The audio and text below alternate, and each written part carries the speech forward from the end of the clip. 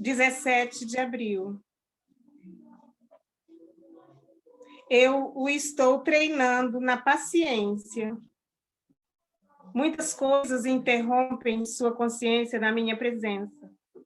Sei que você vive num mundo de imagens e sons, mas não pode ser escravo desses estímulos.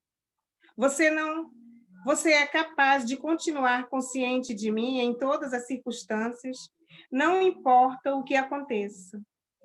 Esta é a paz que lhe desejo. Não deixe que eventos inesperados o tirem do caminho. Reaja com calma e confiança, porque estou sempre com você.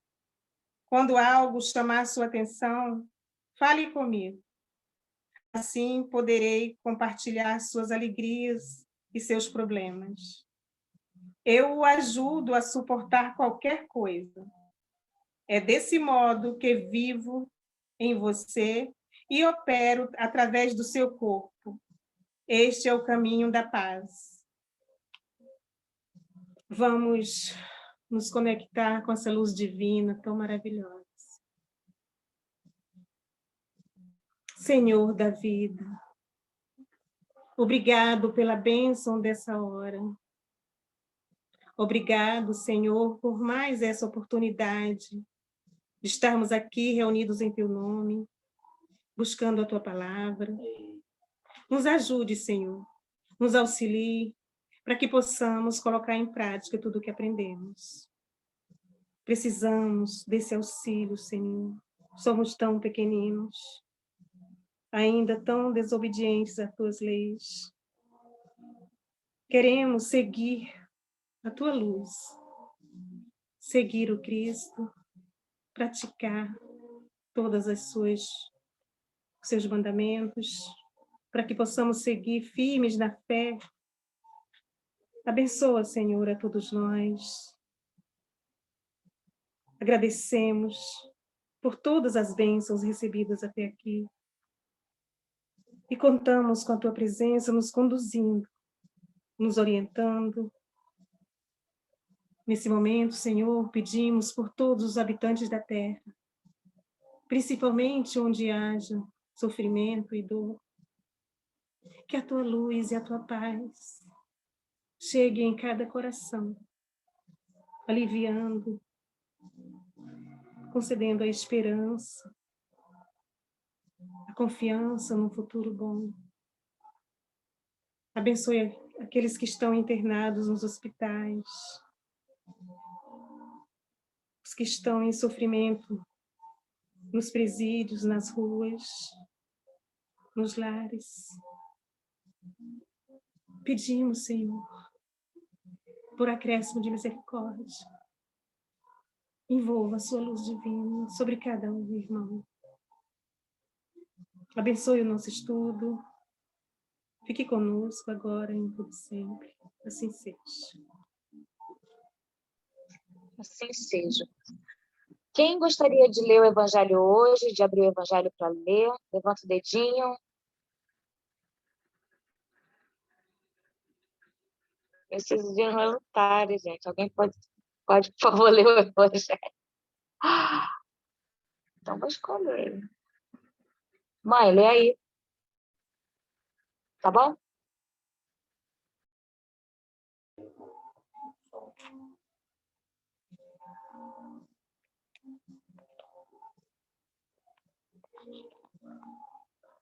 Capítulo 16,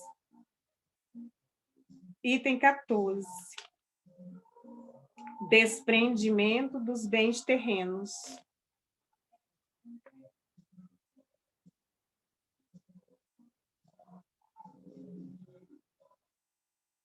Venho, meus irmãos, meus amigos, trazer-vos o meu óbolo, a fim de vos ajudar a avançar desassombradamente pela senda do aperfeiçoamento em que entrastes. Nós nos devemos uns aos outros, somente pela união sincera e fraternal entre os espíritos e os encarnados será possível regeneração. O amor aos bens terrenos constitui um dos males fortes óbices ao vosso adiantamento moral e espiritual. Pelo apego à posse de tais bens, destruís as vossas faculdades de amar, com as aplicardes todas as coisas materiais. Sede sinceros, proporciona a riqueza uma felicidade sem mescla? Quando tendes cheios os cofres, não há sempre um vazio no vosso coração? No fundo dessa cesta de flores não há sempre oculto um réptil? Compreendo a satisfação, bem justa, aliás, que experimenta o homem que, por meio de trabalho honrado e assíduo, ganhou uma fortuna. Mas dessa satisfação, muito natural é que Deus aprova a um apego que absorve todos os outros sentimentos e paralisa os impulsos do coração, vai com grande distância, tão grande quanto a que separa da prodigalidade exagerada e sós da avareza, dois vícios entre os quais colocou Deus a caridade, santa e salutar virtude, que ensina o rico a dar sem ostentação, para que o pobre receba sem baixeza. Quer a fortuna vos tenha vindo da vossa família, quer a tenhais ganho com o vosso trabalho, há uma coisa que não deveis esquecer nunca, é que tudo promana de Deus, tudo retorna a Deus. Nada vos pertence na terra, nem sequer o vosso pobre corpo. A morte vos despoja dele, como de todos os bens materiais. Sois depositários e não proprietários. Não vos iludais. Deus vos emprestou, tendes de vos restituir, e ele empresta sobre a condição de que o supérfluo, pelo menos, caiba aos que carecem do necessário. Um dos vossos amigos vos empresta certa quantia.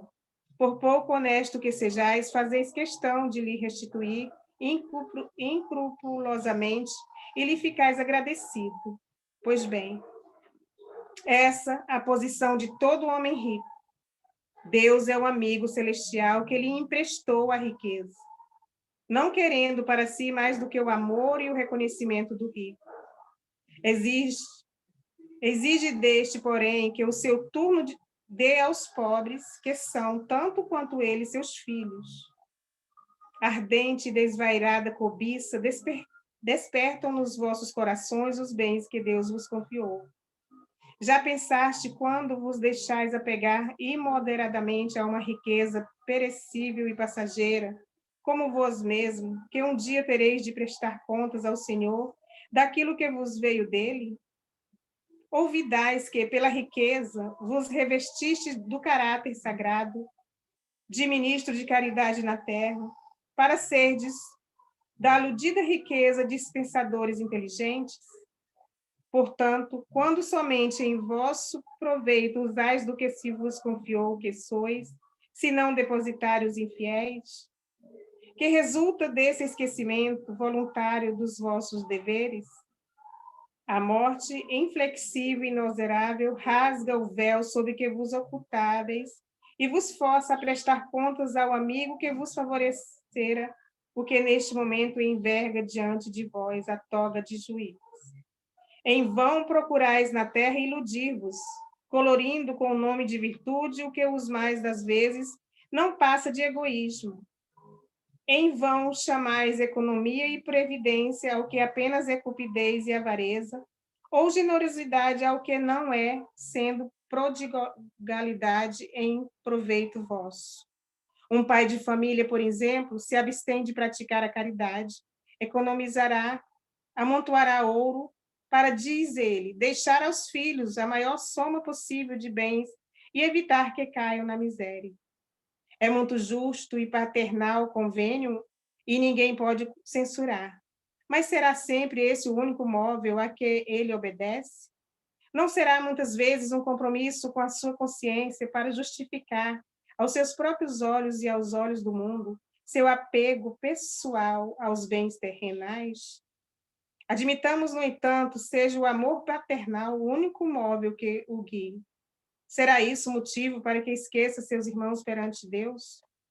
Quando já ele tem o supérfluo, deixará na miséria os filhos por lhe ficar um pouco menos desse supérfluo? Não será antes dar-lhes uma lição de egoísmo e endurecer-lhe os corações?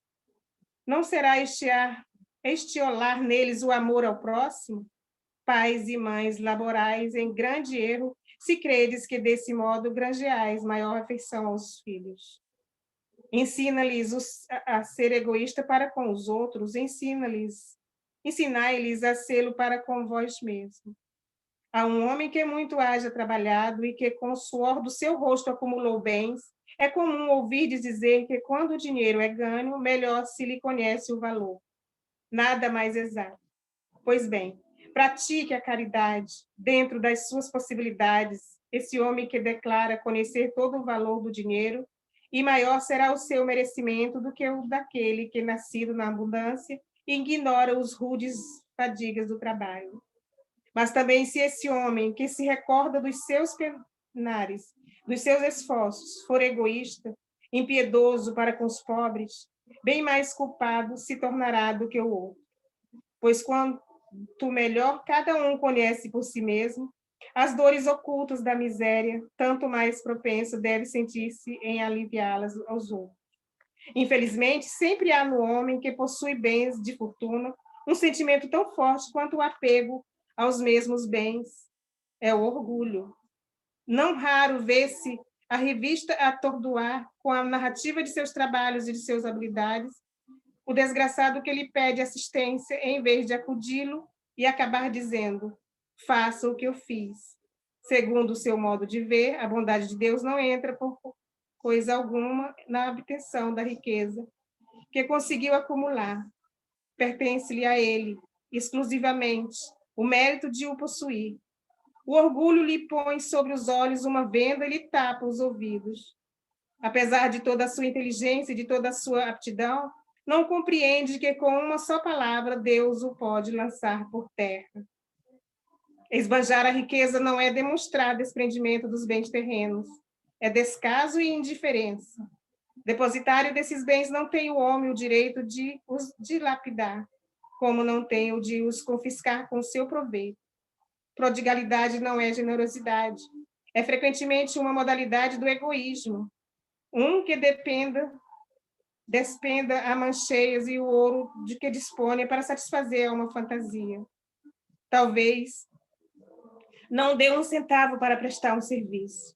O desapego aos bens terrenos consiste em apreciá-los no seu justo valor, em saber servir-se deles em benefício dos outros e não apenas em benefício próprio, em não sacrificar por eles os interesses da vida futura, em perdê-los sem murmurar, caso apraza a Deus retirá-los.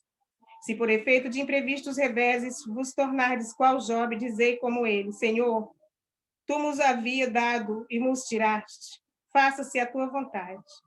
Eis aí o verdadeiro desprendimento. Sede, antes de tudo, submisso, confiai naquele que, tendo-vos dado e tirado, pode novamente restituir o que vos tirou. Resisti animosos ao abatimento, ao desespero que vos paralisam as forças. Quando Deus vos desferir um golpe, não esqueçais nunca que ao lado de mais rude prova colocam uma consolação. Ponderai, sobretudo, que há bens infinitamente mais preciosos do que os da terra, e essa ideia vos ajudará a desprender-vos destes últimos. O pouco Eu apreço... acho que já está bom para a gente poder comentar um pouco. Você quer falar alguma coisa? Bom, me chamou a atenção aqui, que acho que a palavra aqui é a caridade, né? Mesmo que a pessoa tenha muitas riquezas, não pode, ela não deve esquecer do próximo. Ela deve dividir o que tem. Aqui fala do orgulho, né? E essa parte que fala também sobre o pai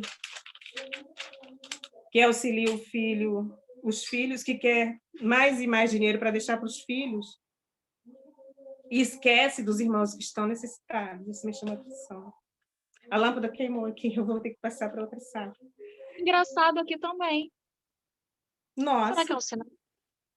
Mas de repente tá frouxa, depois eu vou apertar. Mas no mesmo instante. Foi coincidência. Coincidência não existe. Bom, dá para ver, vocês estão me vendo. Então, Ah, eu estava falando que me chamou a atenção a parte da caridade, do orgulho, que eu acho que pessoas que não têm riquezas também têm o orgulho também, mas muitos, quando estão mais avantajados de riquezas, elas parece que tendem a ter mais, querer mais e mais, nunca estão satisfeitos, que não traz a felicidade, porque nunca satisfaz. Se uma pessoa tem muito dinheiro, quer sempre mais, nunca está bom. Se tem um carro, quer um da moda, que acabou de sair, que é uma mais moderno. Se tem um helicóptero, que é um avião, quer dizer, nunca está satisfeito. Então, o que ensina aqui, eu acho que é a gente desapegar dessa parte, né? De estar sempre querendo ter mais e mais e praticar a caridade. Afastar o orgulho. Acho que é por aí. eu Vou acho que passar. você falou bem, assim, eu também tenho esse julgamento de quem é muito rico, sempre quer mais e mais e mais. Só que existem pessoas e pessoas, né? A gente não pode colocar todo mundo no mesmo balaio. Hoje eu estava conversando com uma amiga minha até sobre isso mesmo. Ela também, ela é personal, né, de natação. Ela vai na casa da pessoa para poder dar natação. E ela atende famílias muito, muito, muito ricas, que a gente, assim, a gente não consegue imaginar, é tão fora da nossa realidade que tem coisas que a gente não consegue nem imaginar, né? Então, ela estava me falando de uma família dessas, que ela atende várias pessoas lá, e que eles são muito simples, muito humildes, muito gente boa, muito senta aqui para almoçar comigo, sabe? São umas coisas assim que ela fica assim, meu Deus do céu. É porque a gente tem esse julgamento, né? De a pessoa, quando tem muito dinheiro, a pessoa já é mais snob, mas graças eu fiquei assim pensando, nossa, que bom que ela está passando por essa prova, bem, porque é uma prova, né? Passar por essa riqueza, né? É uma prova passar por muita miséria e também é uma prova passar por ser muito rico, né? Você tem que saber passar por essa prova. Porque, como está dizendo no texto, nada nos pertence, nem nosso corpo. Então, o que é supérfluo, o que é desnecessário, o que é exagerado, não é legal. Mas, como a gente sempre fala, o dinheiro, ele não é ruim, ele é uma energia neutra. Esses dias mesmo o Haroldo estava falando no negócio que ele ensina sobre aquele livro Nosso Lar, né? E ele estava falando sobre essa parte do dinheiro, né? Que o dinheiro, ele não é...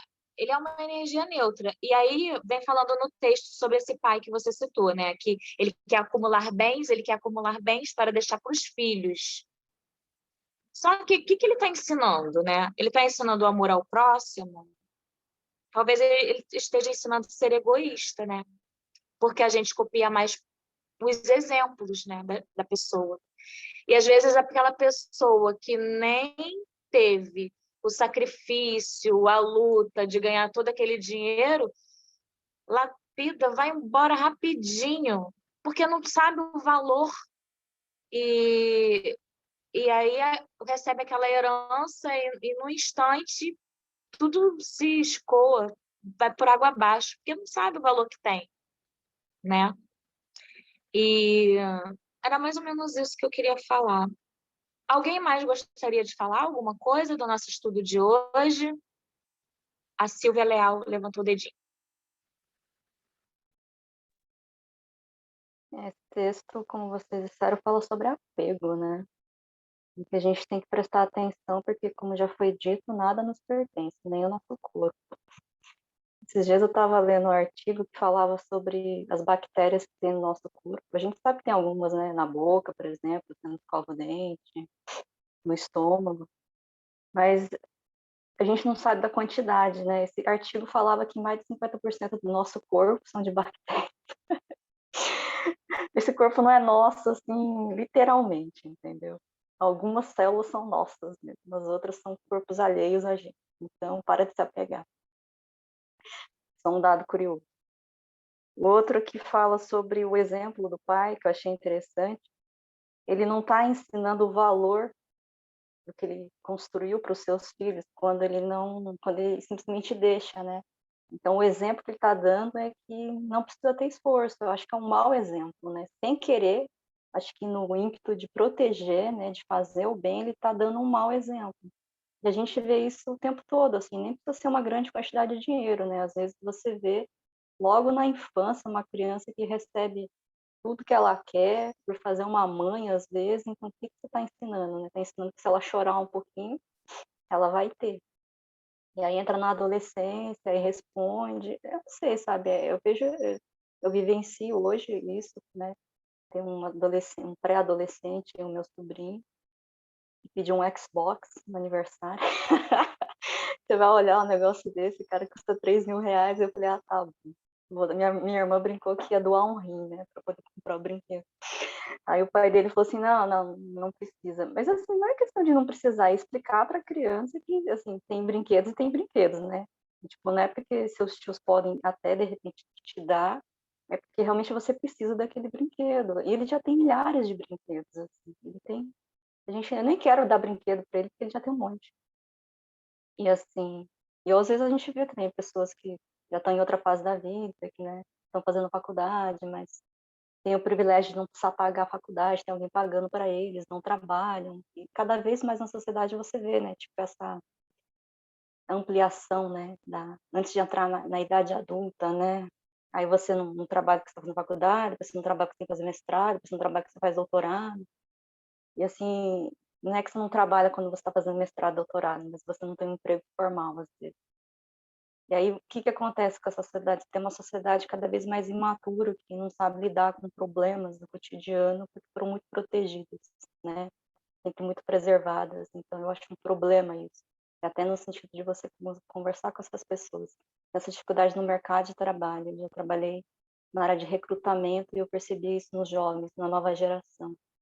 Entanto, falta um pouco de, não sei se de humildade, mas de repente um pouco de coisas que só a experiência vai trazer mesmo para a gente, né? Então, mas tem a ver com isso que a gente está falando, eu acho, em algum momento, sobre o apego. Estava lendo um post budista hoje que para os budistas não existe o eu tenho, né?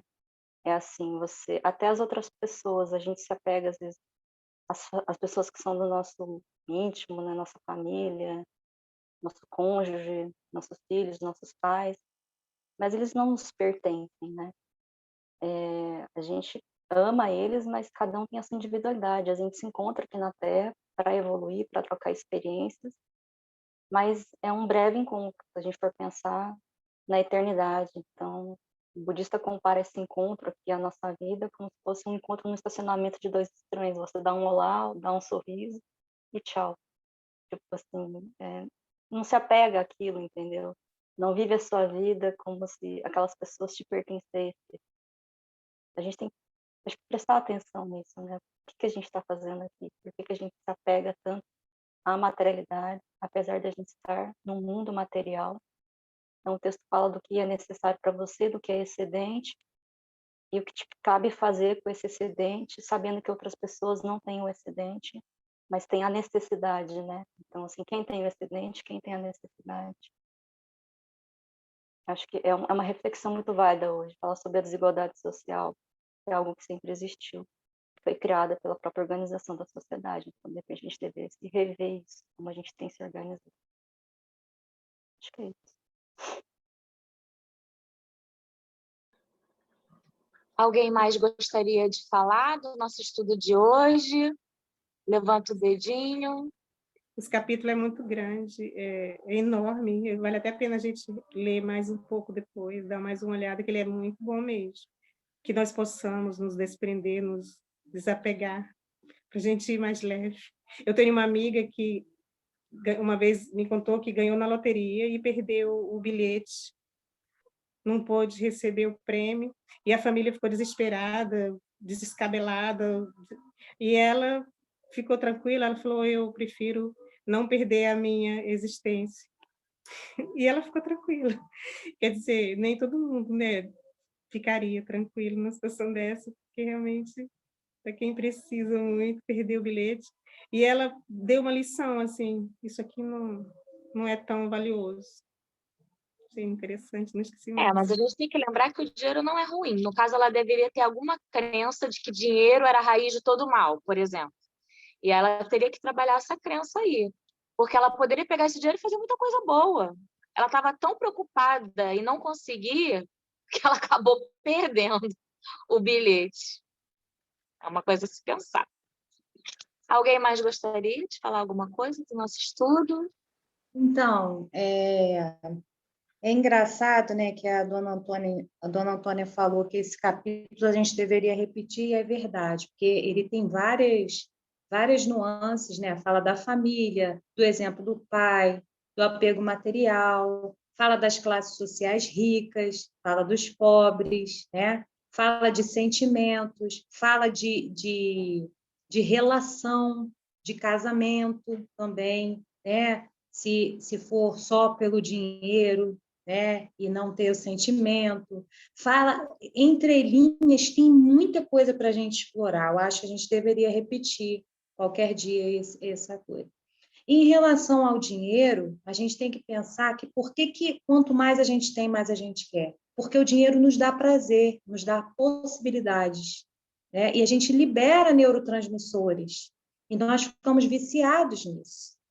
Não dá satisfação. Por que não dá satisfação? Senão a pessoa que é milionária, rica, não ficaria insatisfeita nunca, né? Estaria sempre feliz. O estado de felicidade e satisfação é diferente do estado de prazer.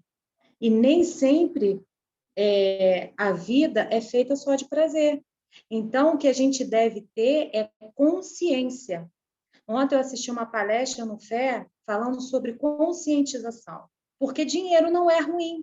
Dinheiro te dá inúmeras possibilidades, se a gente souber trabalhar com dinheiro, né? Souber canalizar ele para o bem, para a nossa família, ajudar, montar um negócio, dar emprego, né? Fazer caridade e isso e aquilo outro. O dinheiro só traz coisa boa, né? Utilizar para a saúde, utilizar para ajudar alguém, para promover algum evento social, enfim.